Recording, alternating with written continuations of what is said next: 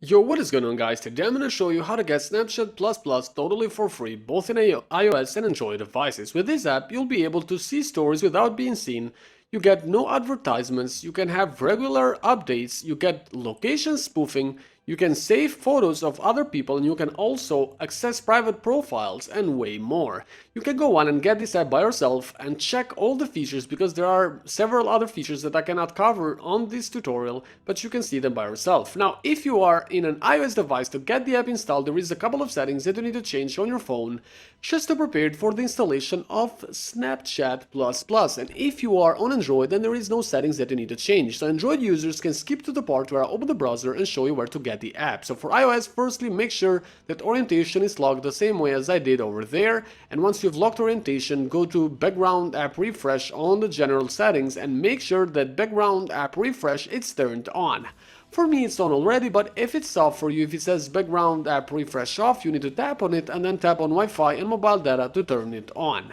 Once you're done with both these settings on iOS, then you need to open your browser and go to this website that I'm going to show you right now. And if you are on Android, the steps are the same from now until the end on both devices. And you need to go to buellhub.com, which is the site that gives you Snapchat++. So buellhub.com is the website that you need to go, and once you're here, to get Snapchat++, you can either go on the featured apps and start looking for the app, or if you cannot find it there, and here it is, but if you cannot find it there, you need to scroll down until you find it, and then again, you can also use the search bar, which in my opinion is the best option. So if you go to the search bar and start typing Snapchat, you're gonna see that Snapchat++ it's gonna show up. Now you need to simply tap on the app, and then you need to tap on the download now button to basically start downloading and installing Snapchat++. Now, for the installation to be successfully completed, you will be redirected in a new window where you need to complete a couple of more steps which are very well explained, and then once you complete these extra steps,